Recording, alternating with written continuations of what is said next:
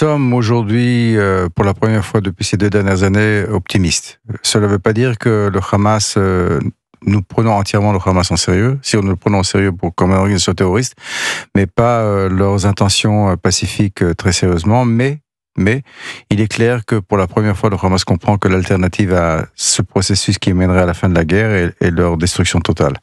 Et donc, c'est pour ça que pour la première fois, nous avons une bonne chance, une chance d'amener à la libération totale de tous nos otages qui sont entre les mains de cette organisation terroriste depuis 2 ans aujourd'hui dans les tunnels. Vous espérez que ce soit pour cette semaine, Joshua Zarka, cette libération ? Oui, vraiment, sérieusement. Oui, parce que vous savez, nous allons avoir 2 ou 3 jours au plus de négociations, pas plus que cela. Nos équipes sont aujourd'hui au Caire. Si je me trompe, l'équipe américaine arrive seulement demain ou après-demain, donc pour finaliser. On cite Steve Witkoff et Kushner. Donc c'est quand même le très haut niveau de l'administration américaine. C'est le plus haut niveau de l'administration. Et de notre côté, c'est Dermer lui-même qui va et qui négocie. Donc c'est la personne la plus proche du Premier ministre. Nous voulons arriver à la fin de cette guerre terrible. Ça a été notre but depuis longtemps et comme nous l'avons dit, je l'ai dit ici plus d'une fois, libérer nos otages, c'est la fin de la guerre. Et vraiment, je pense que nous pouvons y arriver. Alors la question maintenant est vraiment, est-ce que le Hamas est convaincu qu'il n'a pas d'autre alternative. Et j'espère qu'il n'y aura pas de nouvelles initiatives par d'autres acteurs internationaux qui lui diront, qu'ils lui enverront un message direct ou indirect.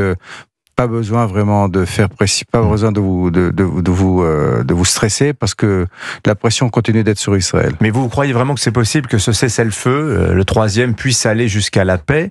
Parce que quand on entend Benjamin Netanyahou, il dit qu'il ne veut pas quitter Gaza et la branche militaire du Hamas, elle ne veut pas désarmer.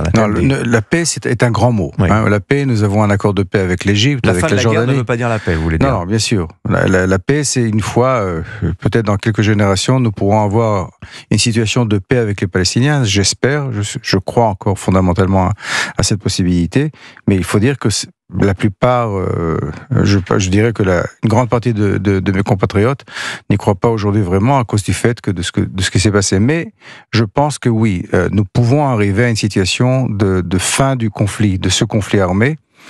Et bien que, bien sûr, nous n'allons pas entièrement quitter la bande de Gaza. Par exemple, l'axe de Philadelphie, c'est la frontière entre l'Égypte et la bande de Gaza, ne pourra pas être entre les mains du Hamas, entre les mains des Palestiniens.